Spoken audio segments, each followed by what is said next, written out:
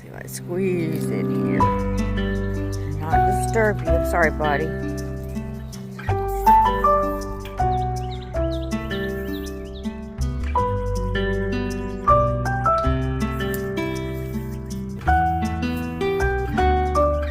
Hey, Betsy, I'm sorry.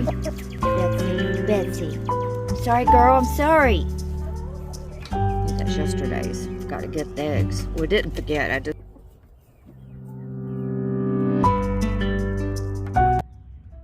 Hey guys, Southern Comfort here. Well, we're going to be planting some okra today. These is white velvet okra seeds that were given to me. And last year I planted Star of David. And then usually I plant Clemson spineless. But this year we're going to be trying the white velvet okra. Now the temperatures out here is not going to be about 60 some today. It was 80 some yesterday. The soil temperature is still cool. So with okra, they like it hot, and so these might stay here and just sit here until the temperature of the soil warms up, and then they'll take off. But since I've got a cell tray here, it's 162 cells, and these most of these cells are filled out. Before they get any longer or leggy, I want to go ahead and get some of these into the ground. From my experience, as long as they're into the soil and they're not getting root bound, which these cell trays, usually they don't get root bound because it's constructed so that it will not get root bound. But I don't want my okra, we know okra grows tall, I don't want my okra plants to get leggy. So what I do is, I've already got my row made up. Into this area here, I'm not going to put any fertilizer because it's been amended. And so what I like to do is that once the plants get bigger, then I can add the fertilizer according to their growth. Now, I like to add 13, 13, 13 to my okra plants. The soil has been amended with 13, 13, 13 and garden lime. Now, I have done a pH test, which I'll do a video on it. I was really surprised at some of the numbers onto my garden, even though this garden area is not old. It's not probably about, I think, going on 3 years of planting time.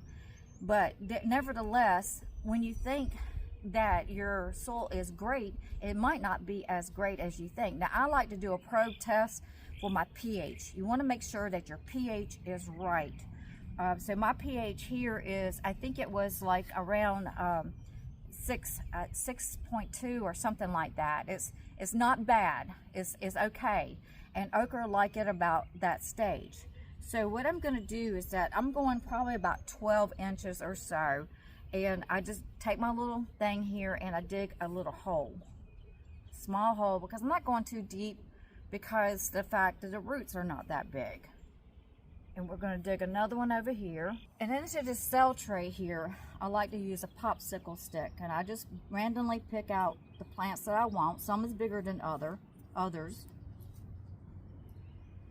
And we see that our root system has now reached the bottom. It's not wrapped around. The soil is moist. It rained last night. So normally I like to plant these in the afternoon, but since the temperatures is not going to be high or hot today, and also this soil it rained really good last night, I'm going to go ahead and get some of these planted. So I noticed this one right here is starting to fall over. That's why I want to go ahead and get some of these in.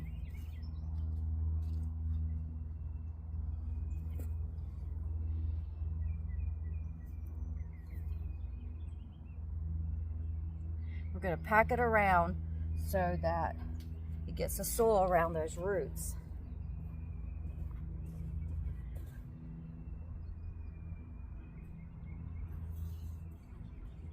Now, as these plants grow, what I do is I cut the leaves off as this grows. The taller it grows, the more I cut those leaves off, which creates the plant to grow taller.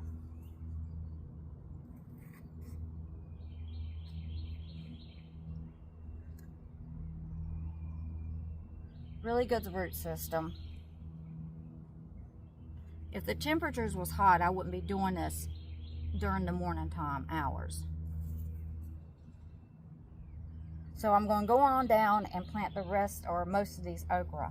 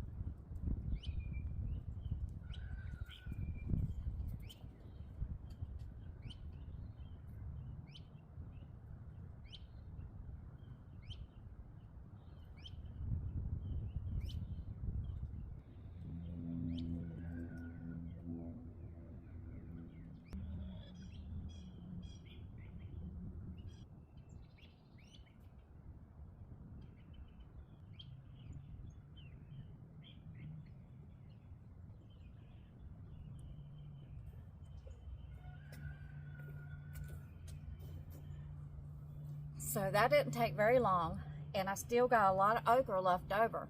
So if for some reason these suffer from transplant shock or whatever, the weather or pest, then I still got some left over, and I got plenty of time to plant for the planting season. Thank you for watching, and I'll see you on to the next video. If you haven't subscribed, please go ahead and subscribe. And thank you for all my subscribers. And thank you for being there. You didn't have to be there, but you are there. And I appreciate you so much. You have put this channel into a new level. And I want to thank you so much.